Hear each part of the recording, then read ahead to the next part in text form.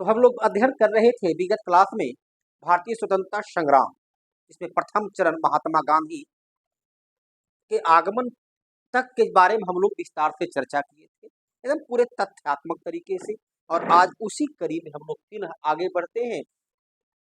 महात्मा गांधी के भारत आगमन और उसके पश्चात किए गए तमाम घटनाक्रम पर हम लोग चर्चा करेंगे। विद्यार्थीगण, आप जुड़ चुके हैं भारत दर्पण चैनल से। मैं एस के कश्यप आप तमाम विद्यार्थी का अभिवादन करता हूं। तो आइए देखिए, भारतीय स्वतंत्रता संग्राम में कल बतलाए थे कि महात्मा गांधी 1893 में दादा अब्दुल्ला का मुकदमा को लड़ने के लिए दक्षिण अफ्रीका गए थे। 1901 में रंग भेद पर कांग्रेस का समर्थन प्राप्त करने के लिए कलकत्ता का अधिवेशन में शामिल हुए थे। 1906 में अब दक्षिण अफ्रीका में ही सत्याग्रह आंदोलन की शुरुआत किए थे और 9 जनवरी 1915 को अपना राजनीतिक गुरु गोपाल कृष्ण गोखले के निमंत्रण पर महात्मा गांधी भारत आए।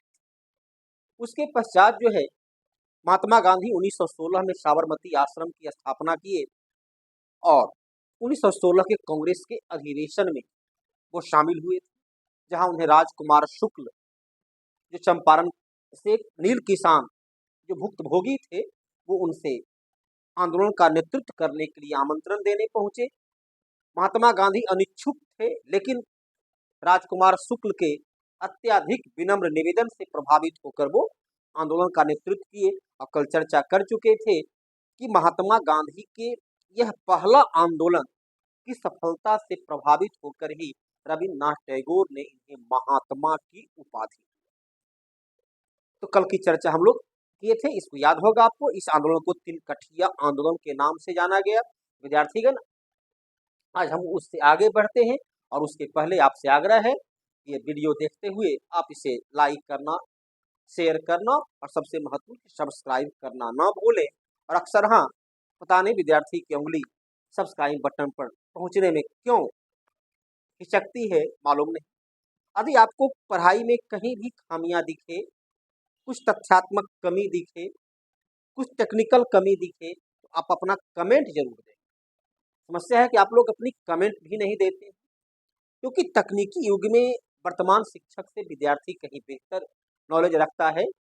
विषयगत नॉलेज भले हमारे पास ज़्यादा हो, लेकिन तकनीकी ज्ञान तो आपके पास है। तो यदि कुछ उसमें कमी दिखे या पढ़ाई में कुछ रुचिकर न लगे या कुछ ऐसा लगे कि कुछ और इसमें, या जो भी सुझाव आप देना चाहें, सुझाव जरूर देंगे। तो विद्यार्थी आज हमें देखना है रॉलेट एक्ट 1919 तक के 1900 घटनाक्रम को। हम लोग 18 तक की घटनाक्रम को देख चुके थे। 1919 की जो सबसे महत्वपूर्ण घटनाक्रम हुआ, प्रथम विश्व युद्ध की समाप्ति के बाद भारत सहित पूरे विश्व में राष्ट्रवाद, राष्ट्रीयता, स्वतंत्रता की एक नई अलख जगी। आपको ज्ञात होगा कि प्रथम विश्व युद्ध की समाप्ति के बाद जब पेरिस सम्मेलन हुआ, इसमें अमेरिका के राष्ट्रपति वुडरो विल्सन के प्रयास से लीग ऑफ नेशन का गठन हुआ, लेकिन उनकी एक महत्वपूर्ण मांग में थी कि कोई देश गुलाम नहीं, हर देश को अपनी सार्वभौमिक सत्ता का उत्तरदायित्व सौंप दिया जाए। और द्वितीय विश्व युद्ध में जिस प्रकार से भारतीय सैनिकों ने विश्व के अलग अलग देशों में जाकर लड़ा, वहाँ की विकास, वहाँ का डेवलपमेंट, वहाँ की स्वतंत्रता सभी से परिचित हुए, उसका प्रभाव ये हुआ कि भारत में भी स्वतंत्रता आंदोलन के लिए एक नई पृष्ठभूमि तैयार हुई। प्रथम विश्व युद्ध के दौरान महात्मा गांधी और कांग्रेस ने अंग्रेजों का लगातार समर्थन किया और महात्मा गांधी ने जो कांग्रेस को प्रेरित किए कि वो प्रथम विश्व युद्ध में अंग्रेजों के समर्थन में कार्य करे। महात्मा गांधी भारतीय युवकों को अंग्रेजी फौज में शामिल होने के लिए प्रेरित करते रहे। कांग्रेस और गांधी जी को ये उम्मीद थी कि जब विश्व युद्ध समाप्त होगा तो इस सहयोग के लिए हमें हमारी मांग पर विचार अंग्रेज सहानुभूति पूर्वक करेंगे और भारत की कांग्रेस की मांग को बहुत हद तक पूरा करेंगे। लेकिन हुआ परिणाम उल्टा। प्रथम विश्व युद्ध के बाद जब राष्ट्रवाद अपने उठान पर था, तो अंग्रेजों ने उस राष्ट्रवाद को दमन करने के लिए रॉलेट एक्ट लाया, जिसे काला कानून, नो अपील, नो वकील, नो दलील के नाम से जानते हैं। इसमें बिना किसी चार्जशीट दायर किए हुए 2 वर्ष तक कारागार में रखने का प्रावधान था। तो रॉलेट एक्ट के विरोध में महात्मा गांधी ने रॉलेट सत्याग्रह, रॉलेट सत्याग्रह की शुरुआत किए और 6 अप्रैल 1919 को 6 अप्रैल 1919 को इन्होंने भारत में राष्ट्रव्यापी हड़ताल था। भारत की पहला राष्ट्रव्यापी हड़ताल यहीं से शुरू होती है।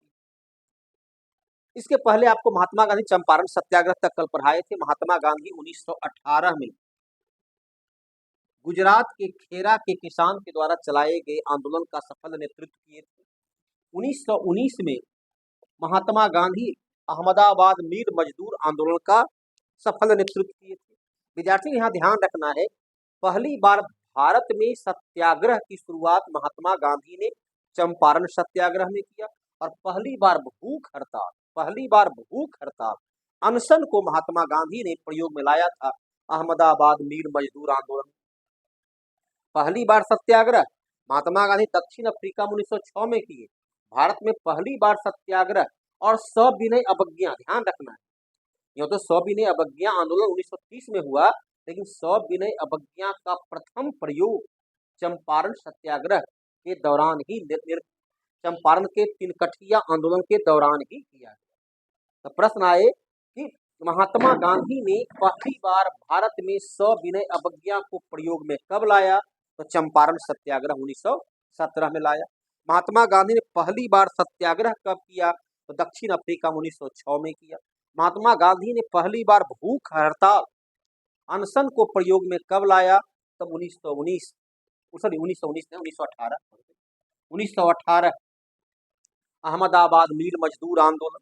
ये सब छोटे छोटे प्रश्न कभी कभी बड़े आसानी से हो जाते हैं विचलित, और आसान प्रश्न जो है गलत हो जाता है। और सविनय अवज्ञा आंदोलन पहली बार सब ध्यान रखते नहीं है और उत्तर देते हैं 1930। भूख हड़ताल पर ध्यान नहीं रखते हैं और कभी कभी गलती हो जाती है। इन छोटी छोटी बातों को ध्यान रखना है।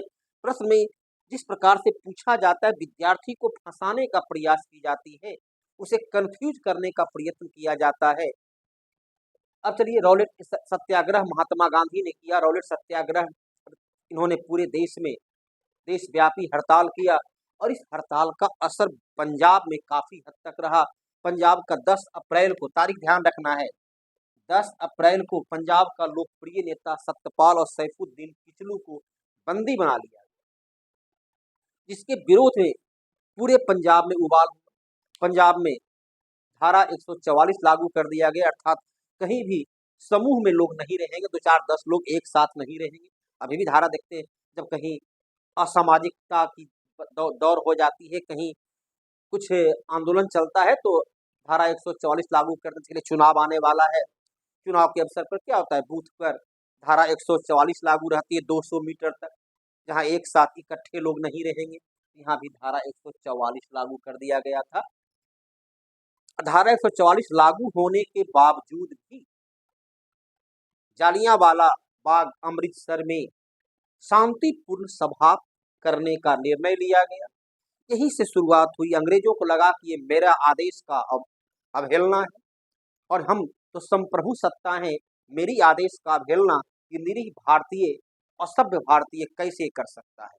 यही जो अहंग का टकराव होती है, ये जो अपनी अहंग का भावना होती है, ये कितना विनाशकारी होता है, ये देखने को मिला।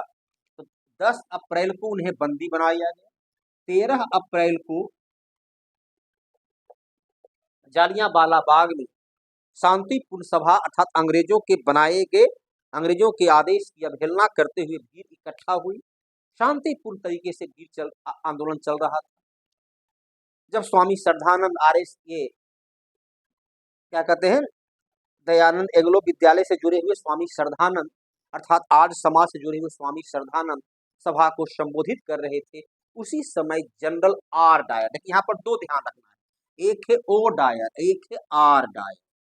तो आर डायर जो गोली चलाने का आदेश दिया, अर्थात जो उस भीड़ में मौजूद था, स्वयं मेन दरवाजा पर जो चहारदीवारी से घिरा हुआ था, मेन गेट पर खड़ा था, इसने गोली चलाने का आदेश दिया।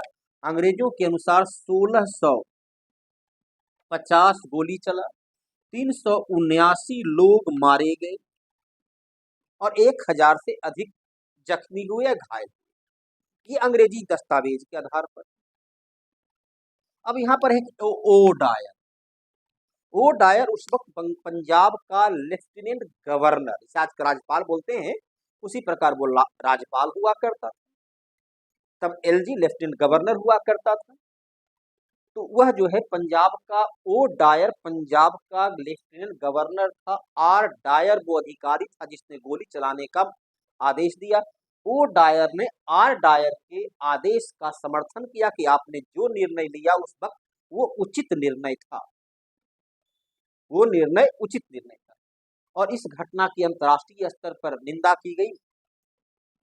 जो वहां पर प्रत्यक्षदर्शी थे उनके अनुसार मरने वालों की संख्या 1000 से अधिक थी। अंतर्राष्ट्रीय स्तर पर इसकी निंदा हुई। अंतर्राष्ट्रीय दबाव में अंग्रेजों ने हंटर आयोग का गठन किया। अंग्रेजों ने हंटर आयोग का गठन किया और हंटर आयोग के रिपोर्ट की जब उससे सवाल जवाब हो रहा था, तो जनरल आर डायर ने स्पष्ट स्वीकार किया कि मुझे इसके लिए कोई शर्मिंदगी नहीं है कि मैंने गोली चलाने का आदेश दिया और इतने लोग मारे गए।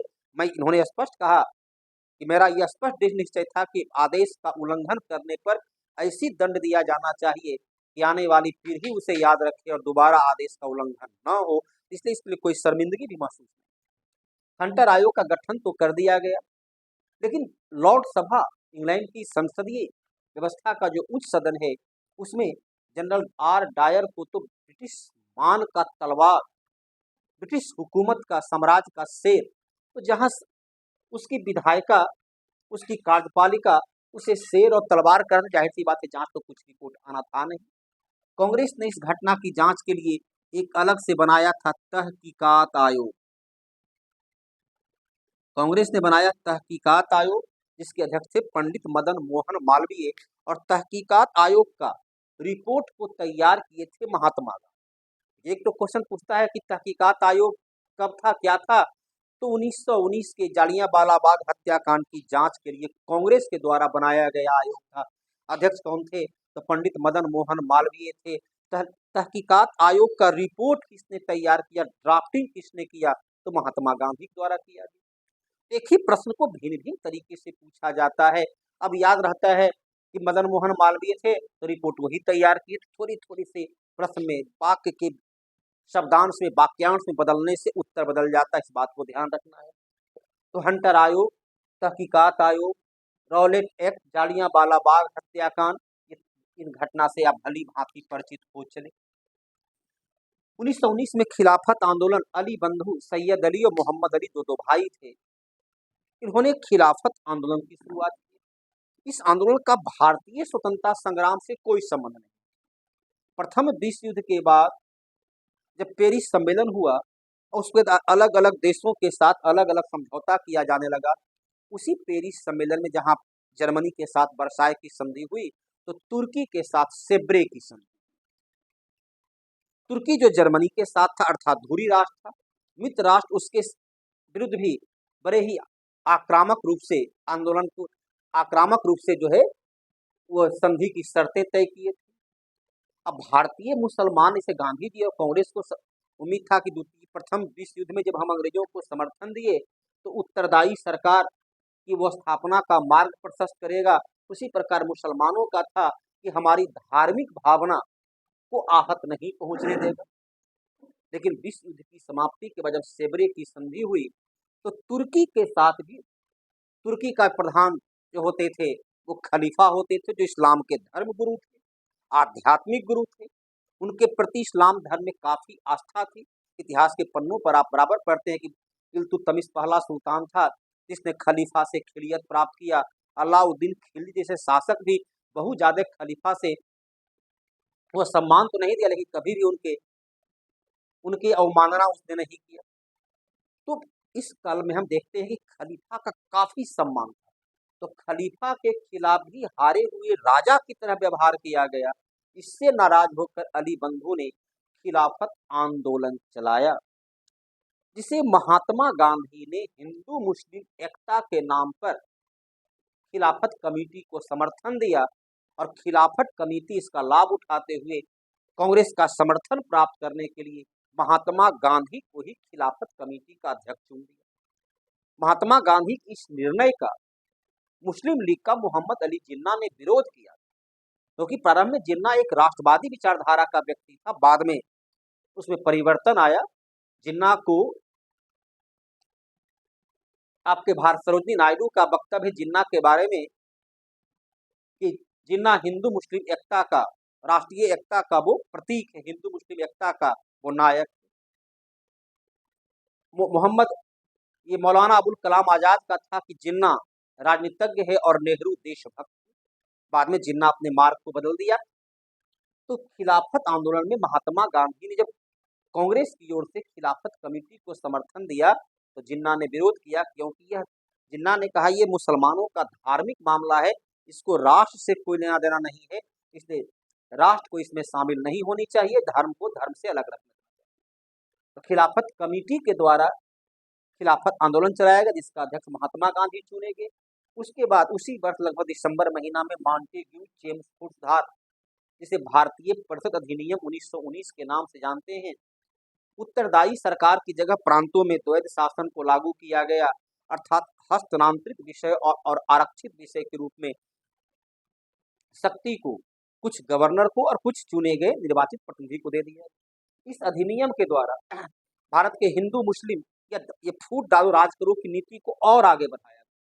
1909 में जहां मुसलमानों को अपना प्रतिनिधि चुनने का अधिकार दिया गया, यहाँ सिख और ईसाई को भी अपना प्रतिनिधि अलग से चुनने का अधिकार दिया। हाँ, 1919 के अधिनियम में आज का जो हम देखते हैं संसदीय प्रणाली, इसकी नींव रखी गई, जिसे आज हम लोग बोलते हैं लोकसभा, उसे यहाँ कहा गया केंद्रीय विधानसभा। आज जिसे हम बोलते हैं राज्यसभा, उसे बोला गया राज्य परिषद। तो केंद्रीय विधानसभा में 145 स्थान निर्धारित किया गया, राज्य परिषद में 60 स्थान निर्धारित किया गया, और यहाँ पर पहली बार जो है प्रत्यक्ष चुनाव निर्वाचन इलेक्शन का प्रावधान किया गया। महिला को भी मत देने का अधिकार दिया गया। यहाँ मत बहुत सीमित तौर पर था कि जो इनकम टैक्स देते हैं वो मत देंगे, जो नगर निगम का टैक्स देते हैं वो नगर देंगे, तो बहुत सीमित लोगों को ही टैक्स ये मत देने का अधिकार दिया गया, चाहे वो स्त्री हो या पुरुष हो। तो पहली बार 1919 में महिला को भी मत देने का अधिकार दिया गया, और विश्व में पहली बार महिला को मत देने का अधिकार मिला था 1893 में न्यूजीलैंड में। वो पहला देश था जहां महिला को मत देने का अधिकार दिया गया था। भारत में 1919 में महिला को मत देने का अधिकार प्राप्त हुआ। चेम्सफोर्ड सुधार के तहत महत्वपूर्ण क्वेश्चन जो बनता है, तो 2 सदन की विधायिका केंद्रीय विधानसभा और राज्य परिषद के नाम से 2 सदन की विधायिका का गठन किया गया। प्रांतों में द्वैध शासन को लागू किया गया। मुसलमानों की तरह ही सिख और ईसाई को भी सांप्रदायिक आधार पर अपना प्रतिनिधि चुनने का अधिकार दिया गया। ये 3 क्वेश्चन बारंबार पूछा जाता है। उसके पश्चात जो है असहयोग आंदोलन। असहयोग आंदोलन का प्रथम विचार अली बंधु सैयद मोहम्मद अली के द्वारा दिया गया था कि अंग्रेजों के खिलाफ जो है गांधी जी असहयोग आंदोलन की शुरुआत करें। तो असहयोग आंदोलन जो है ये खिलाफत कमेटी की दिया गया सुझाव था। इसकी सुझाव किसने दिया था?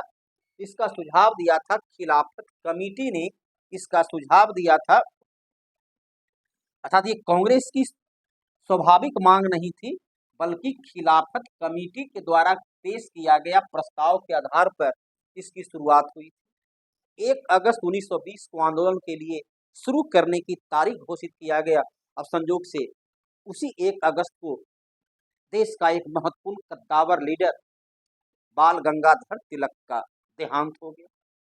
कांग्रेस ने उनके सम्मान में 1 करोड़ रुपया का तिलक स्वराज फंड की स्थापना करने का निर्णय लिया ताकि आंदोलन को आगे बढ़ाया जा सके, और इसमें काफी सफलता मिली। 1 करोड़ से अधिक का वो फंड तैयार हो गया। तो असहयोग आंदोलन की शुरुआत महात्मा गांधी, जो राष्ट्रीय स्तर पर इनके द्वारा चलाया गया सबसे पहला आंदोलन था, जिसमें महात्मा गांधी ने कहा कि अंग्रेज यहाँ इसलिए राज कर रहा है क्योंकि उसे हम लोग सहयोग कर रहे हैं। यदि हम लोग उसे हर जगह असहयोग करें, विद्यार्थी विद्यालय का, कर्मचारी कार्यालय का, वकील न्यायालय का बहिष्कार करें, विदेशी वस्त्रों का बहिष्कार करें, तो गांधी जी ने कहा मैं 1 वर्ष में देश को स्वराज दूंगा। बाबू यही एक लाइन था गांधी जी का कि 1 वर्ष में देश को स्वराज दूंगा। फलतः जो क्रांतिकारी गतिविधियां में संलिप्त थे उन लोगों को लगा चलिए महात्मा गांधी जी का ये, क्योंकि महात्मा गांधी चंपारण सत्याग्रह पूर्णतः सफलता के साथ अंजाम तक पहुंचा चुके थे। खेरा आंदोलन किसानों का पूर्णतः सफलता के साथ अंजाम तक पहुंचा चुके थे। 1918 में ही अहमदाबाद मिल मजदूर आंदोलन में मजदूरों को 33% वेतन में वृद्धि करवाने में सफलता प्राप्त कर चुके थे। तो गांधी जी का पहला 3 आंदोलन पूर्णतः सफल रहा। तो गांधी जी के प्रति देश में अटूट विश्वास पैदा हो चुका था। यही कारण था जब उन्होंने कहा कि मैं 1 वर्ष में देश को स्वराज दूंगा, तो सभी क्रांतिकारी उनके साथ हो लिए। असहयोग आंदोलन के दौरान विदेशी वस्त्रों का बहिष्कार बड़े पैमाने पर हुआ। विदेशी वस्त्रों के बहिष्कार जो अत्यधिक पैमाने पर किया गया, विदेशी वस्त्रों का होलिका दहन किया गया। महात्मा गांधी जनरल बोगी से रेलवे के माध्यम से यात्रा किए। हर जगह ट्रेन रुकती थी, ट्रेन के गेट पर खड़े होकर पायदान पकड़कर महात्मा गांधी 2-4 मिनट रोज रुकती थी, वहां भाषण देते थे। ट्रेन खुलते के साथ ही हर स्टेशन पर होलिका दहन की प्रक्रिया चल रही थी। महात्मा गांधी के इस विदेशी वस्त्रों की होलिका के दहन को रविन्द्रनाथ टैगोर ने इसे निर्मम बर्बादी कहा। उनका विचार था कि ये आज का जो ग्लोबलाइजेशन है, उसी समय उस विचार को रखते थे कि वैश्वीकरण, ये अंतर्राष्ट्रीयकरण का विरोध है, ये गलत है। तो महात्मा गांधी की इस निर्णय का रविन्द्रनाथ टैगोर ने देश का निर्मम बर्बादी, निष्ठुर बर्बादी कहते हुए होलिका दहन का विरोध किए। इसी दरमियान प्रिंस ऑफ वेल्स का मुंबई आगमन हुआ 1921 में, जिनका विरोध प्रदर्शन किया गया और विरोध प्रदर्शन में पुलिस के दौरान गोली चली, इसमें 21 से अधिक भारतीय की मृत्यु हुई। फिर भी आंदोलन पूरे देश में शांतिपूर्ण ढंग से चलता रहा। वह आंदोलन अभी धीरे धीरे गांव की ओर आंदोलन बढ़ता जा रहा, तब तक केवल ये संभ्रांत और शरीफ वर्ग में था। महात्मा गांधी के आह्वान पर मोतीलाल नेहरू जैसे लोगों ने वकालत छोड़ दिया। महात्मा गांधी के आह्वान पर राजेंद्र प्रसाद, चित्तरंजन दास जैसे वकील ने वकालत छोड़ दिया। राजेंद्र प्रसाद आंदोलन में पूर्णतः शामिल हो चुके थे। तो इसके अलावा एक चीज और ध्यान रखना है कि रॉलेट एक्ट के ये जालियांवाला बाग हत्याकांड के विरोध में 2 महत्वपूर्ण घटनाक्रम हुई। एक तो गुरुदेव रविन्द्रनाथ टैगोर ने अपने नाइटहुड सर की उपाधि को वापस कर दिया। दूसरा जो महत्वपूर्ण घटना घटी थी, सर शंकरन नायर, याद रखिए काफी महत्वपूर्ण नाम होती है, सर शंकरन नायर ने वायसराय के कार्यकारिणी से इस्तीफा दे दिया था। आपको पता होगा 1909 के अधिनियम में था कि वायसराय की कार्यकारिणी में एक भारतीयों को रखा जाएगा। तो जो पहला भारतीय थे वो थे सत्येंद्र नारायण सिन्हा। तो सर शंकरन नायर ने जालियांवाला बाग हत्याकांड के विरोध में वायसराय की कार्यकारिणी से इस्तीफा दे दिया। रविन्द्रनाथ टैगोर ने सर की उपाधि वापस कर दिया। असहयोग आंदोलन के दौरान महात्मा गांधी ने कैसर ए हिंद की उपाधि को वापस कर दिया। जमनालाल बजाज ने राय बहादुर की उपाधि को वापस कर दिया। तो कौन उपाधि कहां पर वापस किया गया, इसको ध्यान रखना है। प्रिंस ऑफ वेल्स का मुंबई आगमन हो चुका। उसके बाद चौरी चौरा हत्याकांड 4 फरवरी 1922, जहां गोरखपुर के निकट उत्तर प्रदेश उग्र भीड़ और पुलिसकर्मी में हिंसक झड़पें हुई। उग्र भीड़ की संख्या ज्यादा थी, पुलिस को उसने खदेड़ दिया। पुलिस थाना भवन में गया, जहां थाना भवन में भीड़ ने आग लगा दी और 22 पुलिसकर्मी को जिंदा जला दिया। महात्मा गांधी इससे काफी नाराज हुए, क्योंकि उनके द्वारा चलाए जा रहे आंदोलन जो अहिंसक था, सत्याग्रह पर आधारित था, उसको भंग कर दिया गया। तो चौरी चौरा हत्याकांड जो की घटना हुई थी 4 फरवरी 1922 को, महात्मा गांधी से नाराज होकर 11 फरवरी 1922 को आंदोलन वापस ले लिए। महात्मा गांधी आंदोलन उस वक्त वापस ली जब आंदोलन पीक आवर में, जब आंदोलन पूरे राष्ट्र में ग्रामीण क्षेत्र में फैल रहा था। अचानक आंदोलन को वापस लिया जाना कांग्रेस के भी कई नेता को काफी नागबर गुजरा। 1920 में जब नागपुर अधिवेशन में पहली बार असहयोग आंदोलन का प्रस्ताव लाया गया, फिर कलकत्ता का विशेष अधिवेशन जब इसे स्वीकृति मिली थी, उस वक्त कांग्रेस में बहुत 2 मत था। जहां मदन मोहन मालवीय जैसे लोगों का मानना था कि आंदोलन चलाने का भी वक्त सही उचित नहीं है, वो इसके विरोध में थे। लेकिन मोतीलाल नेहरू और अन्य लोग जो कांग्रेस में नए नए शामिल हुए थे, उनके प्रयास से आंदोलन को, गांधी जी के इस आंदोलन को कांग्रेस ने समर्थन दिया था। लेकिन गांधी जी अचानक आंदोलन को वापस ले लिए, जिसका आलोचना मोतीलाल नेहरू के, जिनके प्रयास से कांग्रेस का समर्थन मिला, उन्होंने इसकी कटु आलोचना की और कहे कभी कन्याकुमारी के किसी गांव में कोई घटना घटती है तो उसका दंड जम्मू कश्मीर के नागरिकों को क्यों भुगतना पड़े। एक जगह देश में कुछ घटना होती है तो आंदोलन को रोक देना अनुचित है। महात्मा गांधी काफी अलोकप्रिय हो गए, कांग्रेस में तो रहे लेकिन कांग्रेस में अलग थलग पड़ गए और रचनात्मक का चरखा बुनना, लोगों को प्रेरित करना, उपदेश देना इत्यादि काम करते रहे। तो चौरी चौरा हत्याकांड, उसके बाद 1922 में कांग्रेस का अधिवेशन बिहार के गया में हुआ। चित्तरंजन दास उसके अध्यक्ष चुने गए, जहां चित्तरंजन दास चाहते थे कि 1919 के अधिनियम के आधार पर जो केंद्रीय विधानसभा गठन किया गया है उसमें कांग्रेस शामिल हो। इसलिए नहीं कि अंग्रेजों का सहयोग करना है, बल्कि अंग्रेजों की गलत नीतियों की आलोचना करने, उसके प्रति आलोचनात्मक रवैया अपनाने के लिए शामिल होना चाहिए। महात्मा गांधी और उनके अनुयायी अंग्रेजों के साथ किसी प्रकार की सहयोग भावना नहीं रखना चाहते थे। इस चुनाव का वो बहिष्कार करना चाहते थे। तो जो चुनाव में शामिल होना चाहते थे, जो चुनाव में वो परिवर्तनवादी, और जो चुनाव में शामिल नहीं होना चाहते थे वो गैर परिवर्तनवादी कहलाए। दिसंबर 1922 में स्वराज पार्टी के अध्यक्ष चुने गए चित्तरंजन दास। उसके पश्चात जनवरी 1923 में चित्तरंजन दास ने मोतीलाल नेहरू के साथ मिलकर स्वराज पार्टी का गठन किया और 1923 के चुनाव में स्वराज पार्टी ने अच्छी सफलता मिली। इसी का परिणाम हुआ 1925 में स्वराज पार्टी का विट्ठल भाई पटेल केंद्रीय विधानसभा के पहला भारतीय अध्यक्ष चुने गए। उसके बाद चलिए 1924 की महत्वपूर्ण घटना में है कि कानपुर में सचिंद्र सान्याल चंद्रशेखर आजाद ने हिंदुस्तान रिपब्लिकन एसोसिएशन का गठन किया। क्रांतिकारी गतिविधियां को संस्थागत रूप देने के लिए इसका गठन हुआ। अर्थात पहला चरण जो क्रांतिकारी का है 1905 बंगाल विभाजन के बाद शुरू होती है। दूसरा चरण असहयोग आंदोलन की विफलता के बाद शुरू होती है। और 1924 में ही कानपुर षड्यंत्र के नाम से एक षड्यंत्र आया, जहां कम्युनिस्ट पार्टी का उभरता हुआ प्रभाव को रोकने के लिए कानपुर में कई कम्युनिस्ट नेताओं पर मुकदमा चलाया गया।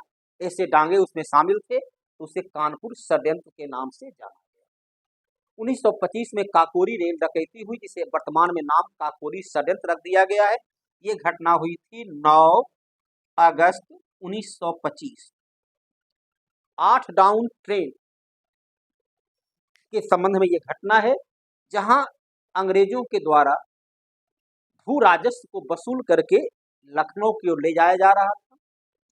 उसमें इसी हिंदुस्तान रिपब्लिकन एसोसिएशन के लोगों ने उसको लूट कर अपनी संस्थागत आवश्यकता को पूरा करने का निर्णय लिया। विद्यार्थी के उस लूट में, काकोरी में जो ट्रेन हुई, लूट हुई थी, मात्र 4602 रुपया, 4602 रुपया की लूट हुई। और इस लूट को अंजाम देने, अर्थात लूट के लोगों पर जो इसमें अंग्रेजों के इस संस्थागत क्षेत्र पर आक्रमण किए थे, उसके विरुद्ध पूरी कार्रवाई करने में, पूरा मुकदमा तैयार करने में, छापामारी करने में अंग्रेजों को 10 लाख रुपया खर्च हुआ था। तो 4602 रुपया के रिटर्निंग के लिए 10 लाख से ऊपर का खर्च किया गया था। इस घटनाक्रम में राम प्रसाद बिस्मिल, अशफाक उल्ला खां, रोशन दत्त और राजेंद्र लाहरी इन चार को 1927 में मृत्यु दंड की सजा दी गई थी। चलिए उसके पश्चात आइए साइमन कमीशन का गठन 1919 के अधिनियम के आधार पर। 1919 के अधिनियम में था कि प्रशासनिक सुधार के लिए प्रत्येक 10-10 वर्ष में एक आयोग का गठन करेंगे। उस आयोग का गठन 27 में हुआ। उसमें एक भी भारतीयों को शामिल नहीं किया गया। इसके विरोध में पूरे देश में साइमन गो बैक का नारा लगा। हर जगह उसका बहिष्कार हुआ। 3 फरवरी 1928 को जब साइमन आयोग मुंबई पहुंचा तो पूर्ण हड़ताल के साथ उसका स्वागत किया गया। साइमन आयोग जहां भी गया उसका विरोध किया गया। साइमन आयोग के विरोध प्रदर्शन के दौरान एक महत्वपूर्ण घटनाक्रम क्या होती है कि 30 अक्टूबर 1928 को लाहौर में जब विद्रोह का नेतृत्व कर रहे थे, आंदोलन का नेतृत्व कर रहे थे लाला लाजपत राय गर्मपंथी लीडर, तो सॉन्डर्स ने उन पर लाठी चार्ज का आदेश दिया, जहां लाठी की चोट के कारण वो 17 दिन के बाद 17 नवंबर 1928 को उनकी मृत्यु हो जाती है। लाला लाजपत राय का प्रसिद्ध बयान था कि मेरे पीठ पर पड़ने वाली प्रत्येक लाठी ब्रिटिश ताबूत की आखिरी कील साबित होगी। और ठीक एक महीना के बाद 17 नवंबर 17 दिसंबर, ठीक एक महीना के बाद 17 दिसंबर 1928 को सॉन्डर्स को हत्या कर दी गई। सॉन्डर्स को गोली मार दी गई और इसी सॉन्डर्स हत्याकांड के आरोप में भगत सिंह, सुखदेव और राजगुरु को 23 मार्च 1931 को फांसी की सजा दी गई थी। ये था आज का। फिर इसी करीब हम लोग अगला दिन इससे जुड़ा हुआ अन्य घटनाक्रम तो इसी प्रकार क्रमवार तरीके से, ताकि जब भी एग्जाम में इस प्रकार का क्वेश्चन आए तो पूरे कॉन्फिडेंस के साथ आप हल कर सकें। विद्यार्थीगण बताइए कोई दिक्कत, कहीं कठिनाई हो, कुछ यदि आपको कमेंट में लगता हो कि कुछ और इसमें बताना चाहिए था या कुछ भिन्न प्रकार से बताना चाहिए, यदि कुछ वैसा सुझाव है तो अपना सुझाव जरूर देंगे। आपका कीमती सुझाव हमारे लिए बेहद ही लाभदायक होगा। तो विद्यार्थीगण शेयर करना, सब्सक्राइब करना ना भूलेंगे। धन्यवाद।